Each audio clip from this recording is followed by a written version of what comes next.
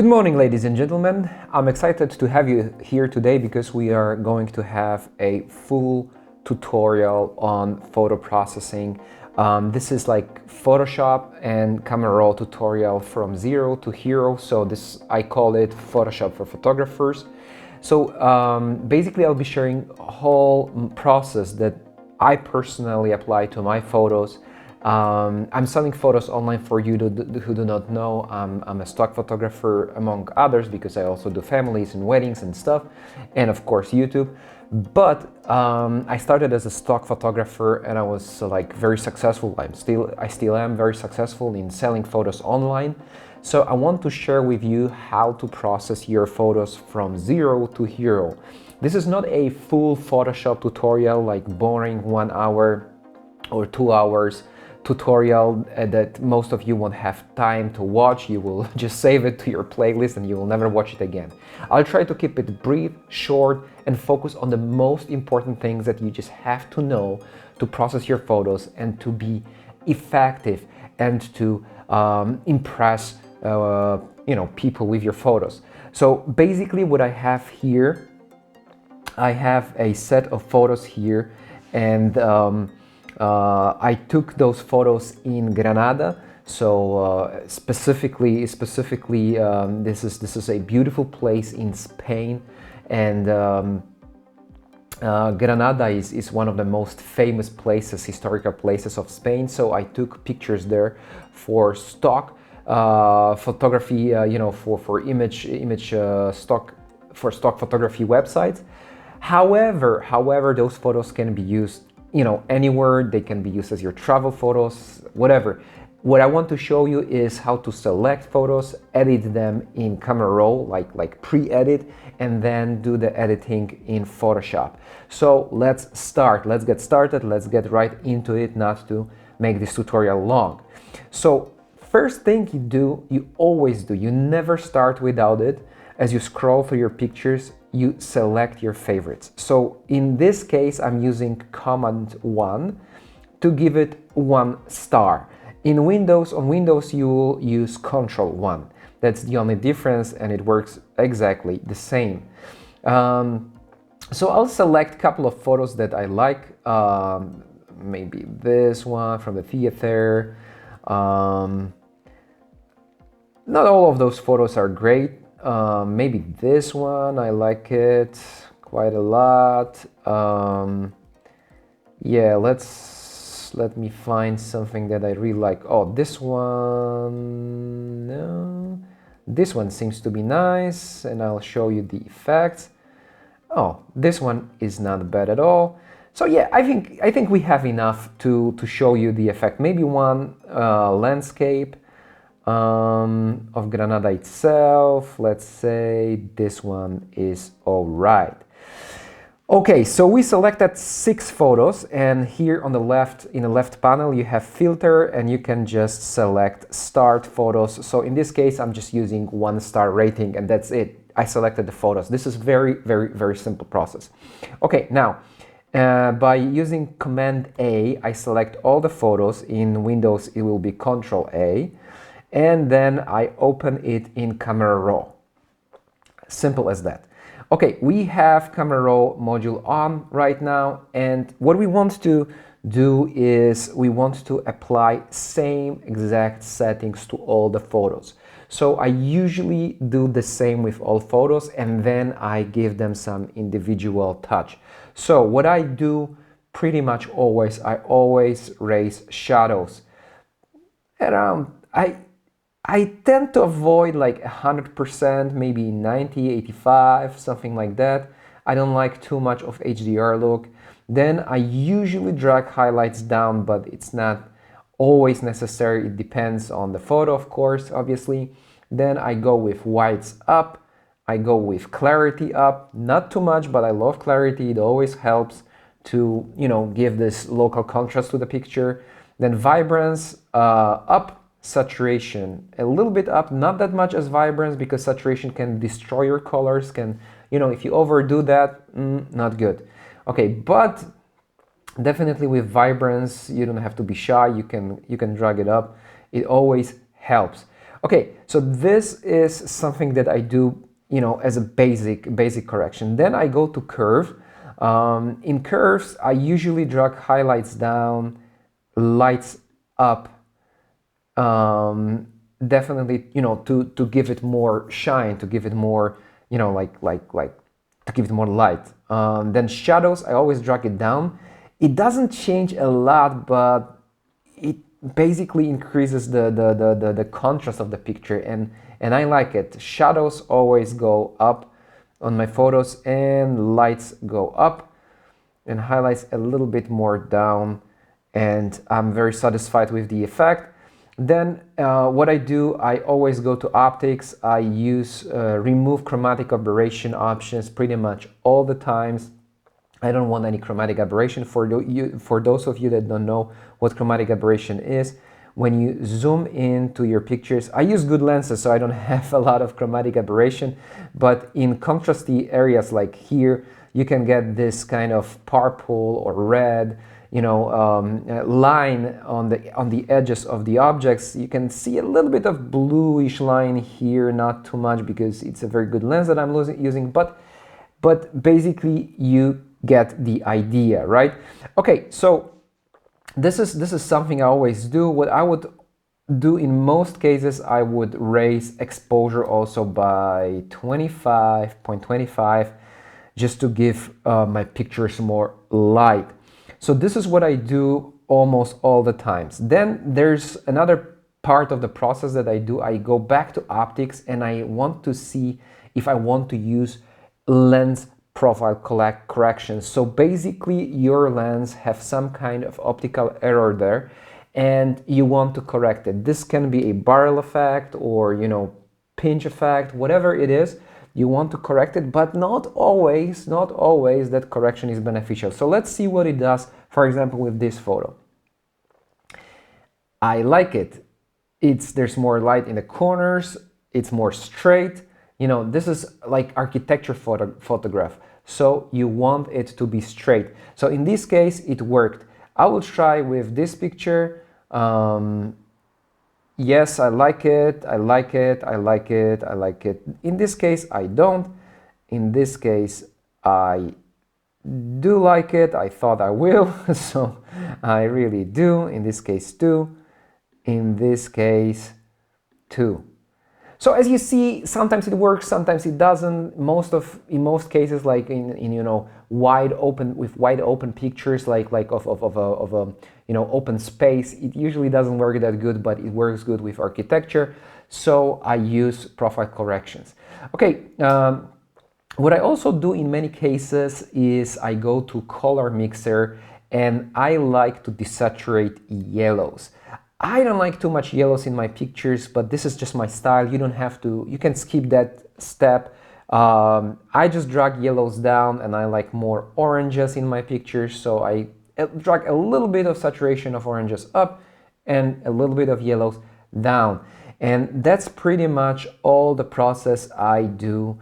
I mean, it depends on the photo. Sometimes I do a little bit more, but in this case, this is it. This is where I leave camera raw and, you know, initial editing, and I move to Photoshop. Okay, so what we are going to do now is we are going to open Photoshop. So let's open those pictures in Photoshop, and let's give it a little bit of time. I'm gonna get a sip of tea. I'm a tea drinker, not a coffee drinker. Like, I don't, like most of YouTubers, they have, you know, this epic b-roll of brewing coffee, but you know, I drink tea, and probably maybe I will do one epic shot, one epic b-roll of tea brewing or something. Okay, anyways, let's we're in Photoshop. By using Command 0 or Control 0, you can zoom it in to fit the size of your screen here.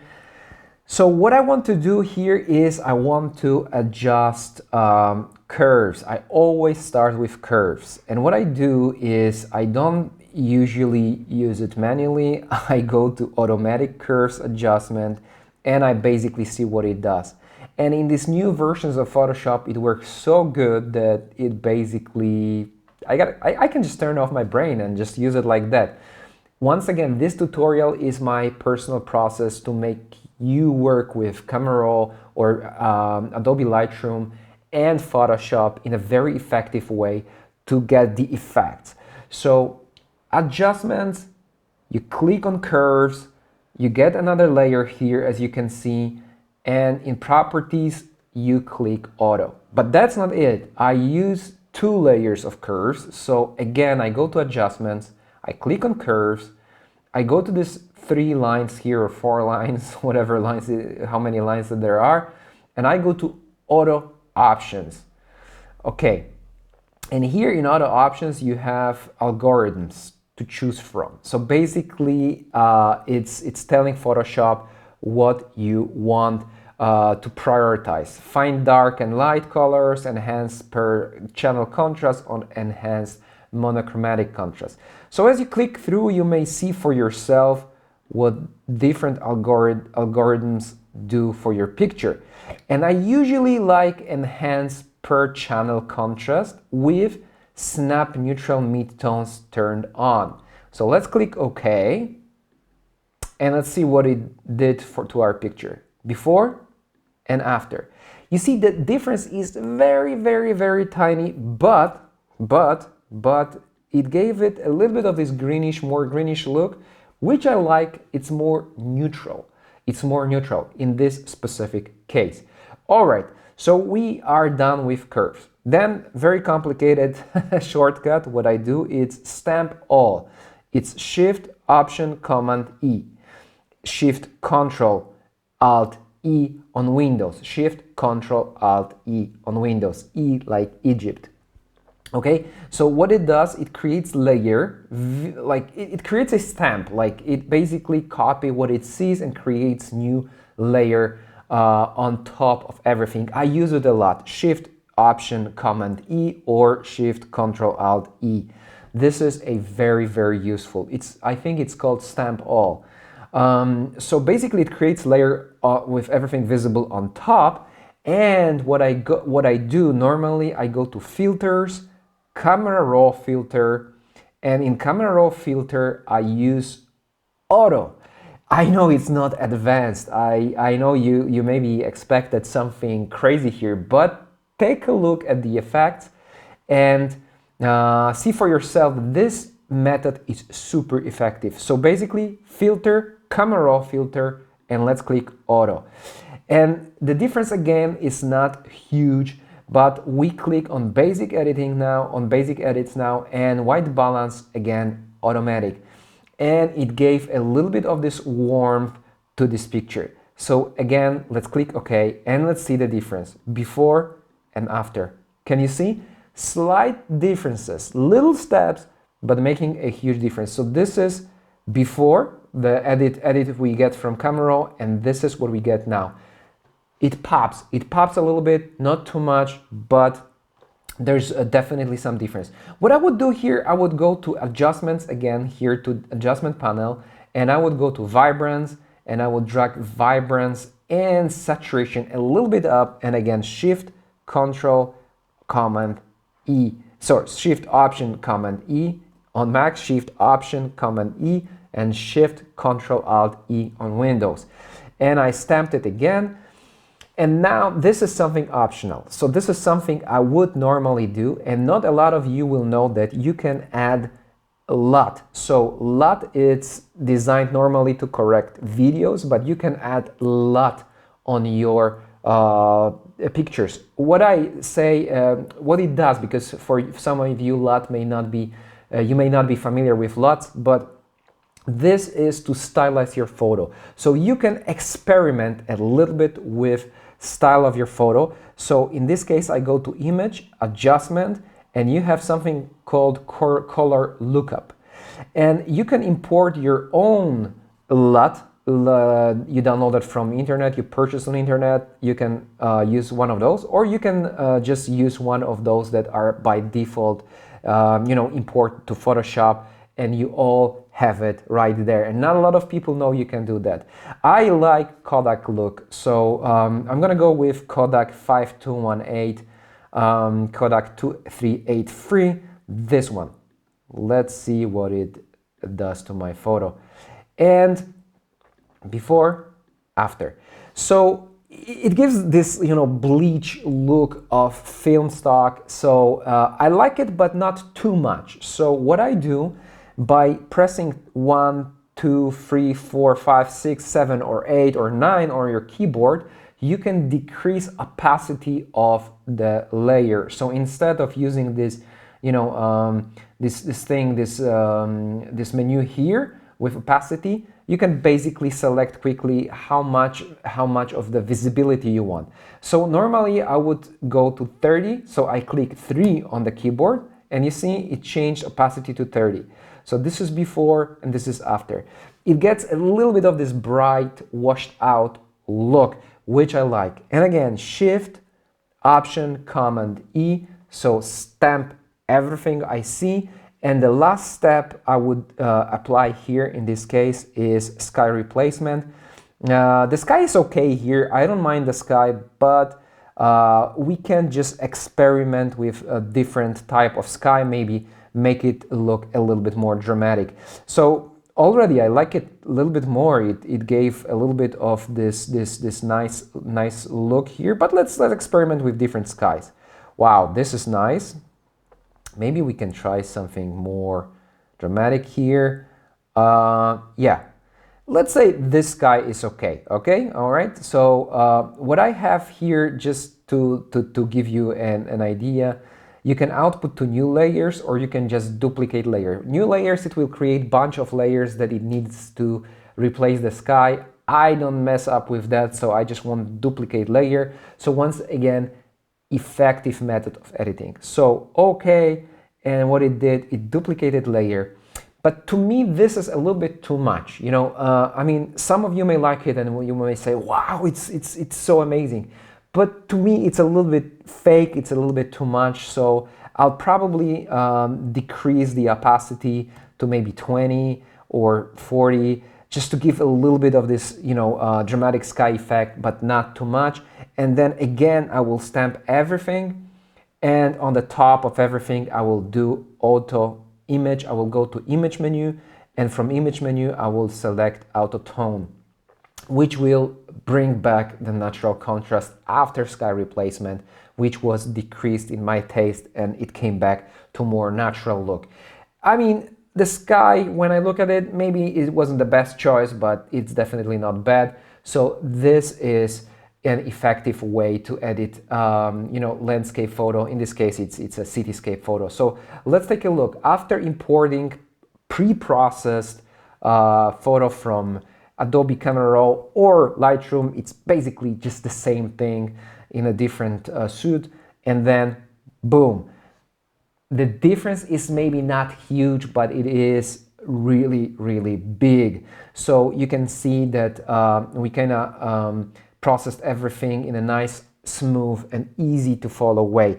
Now, again, another shortcut. I work a lot with shortcuts, so you want to remember this one. It's Shift Command E or Shift Alt E to flatten your image and basically save it. So I use Command S or Control S in this case to save it to JPEG and save.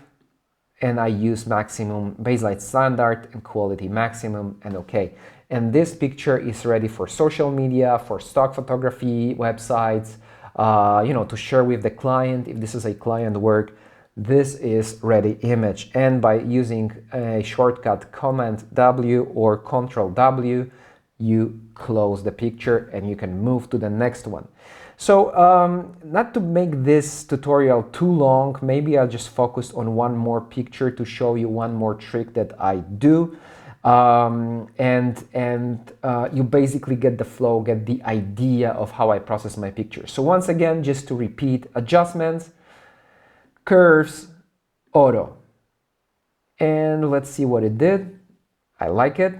Adjustments, curves, then I go to auto options. I will select per channel contrast again. I like it. Snap neutral midtones.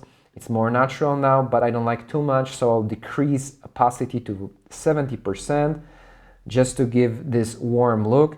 then Shift, Option, Command E, so it's stamp all, create new layer with everything visible. I go to Filter, Camera Roll Filter. I'll just press Automatic, so it's like double processing here, and white balance to automatic. Let's see, it gives this nice look to my picture again. And one thing that I didn't show you in the previous picture because it wasn't necessary is what I do a lot. It's this geometry tab. And in geometry tab, you have something, a tool called Auto Apply Balanced Perspective Corrections. Wow, long name. So what it does basically, it will straighten the lines of architecture and it makes a lot of difference. This picture is pretty straight because I try to do it in the camera too, because I do a lot of interior photography, so I have it in my brain that you have to keep the line straight, but still I didn't manage to make it 100% straight. So as you see, this is a little bit twisted here and this is a little bit twisted here. So let's press A and it straightened everything perfectly, and this looks way better. So let's see before and after. Small steps, big difference. In this case, I won't replace the sky because I like the sky. It's okay, it's blue, it's nice. So the only thing I would do is I would adjust vibrance a little bit here, saturation a little bit here to get a little bit more of pop. Again, Shift, Option, Command E, or Shift, Control, Alt, E on Windows, and I will do image adjustments, and I will do a little bit of color lookup here.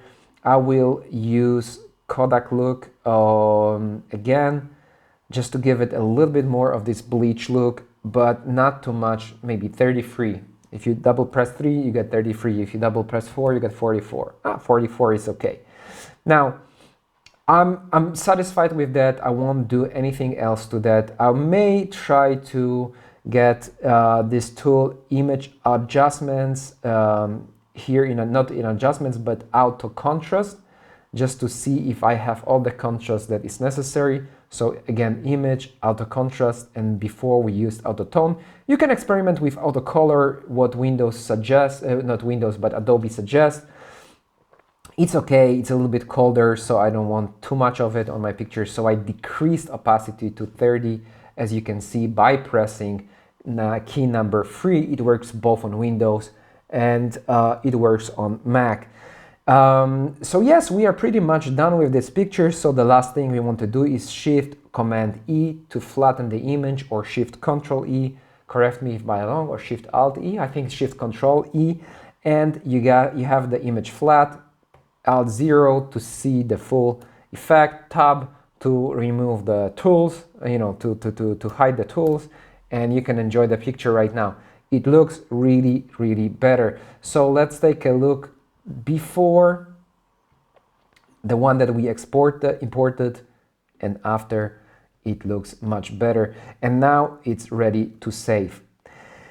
Okay, there's one last thing I want to share with you when it comes to pictures, because in this case I had nice light, nice lens, but sometimes you may use cheaper lens and you may not have that great light. Let me get a sip of my favorite tea. Strawberries in champagne. This is the taste of this tea. So in some cases you may want to use dodge and burn, and sometimes I use that. So let's stay with that picture that we already are satisfied, and let's try to push it a little bit further again. So this is where you have dodge tool, and when you press longer you get burn tool and sponge tool. Sponge tool is basically used to saturate and desaturate some zones of picture. Burn tool is to darken, and dodge tool is to brighten some parts of picture. So basically I will use dodge tool and I will use midtones, because you can make this tool sensitive to shadows, midtones, or highlights. So basically it'll be sensitive to brighter or darker parts of the picture. In this case, to be safe, I will use midtones, and I may want to brighten a little bit brighten a little bit this some parts here.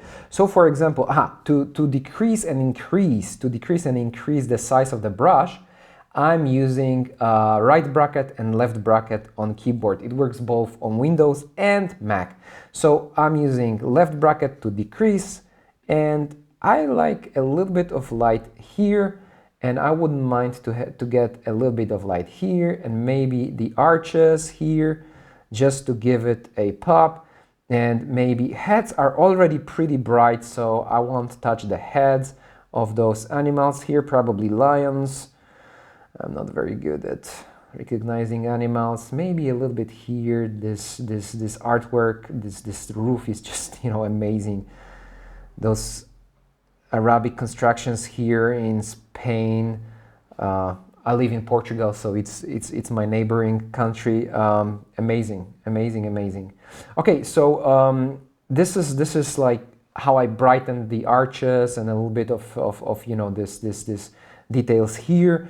Now let's make some parts darker. So burn tool, and instead of highlights, highlights is interesting if you have some burnouts and you don't want to avoid them. You see, you can basically decrease the exposure of the, you know, like lightest parts of the picture. This is too much, so again, using a numeric keyboard, I will use 1 to decrease exposure to 10 here.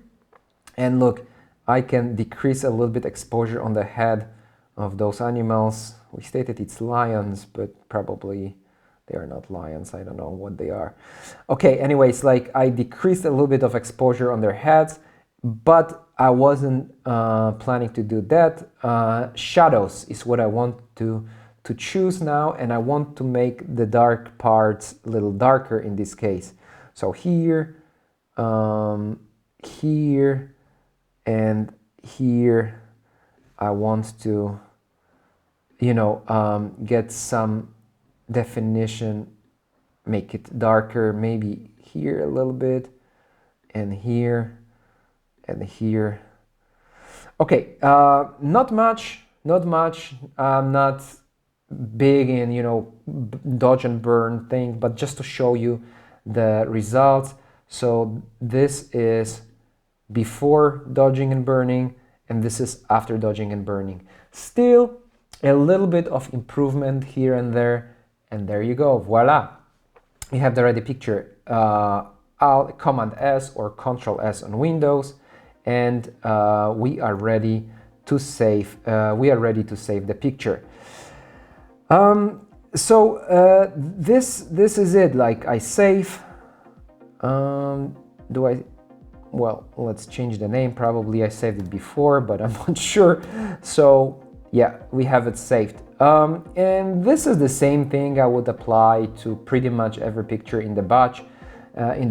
So this is my process.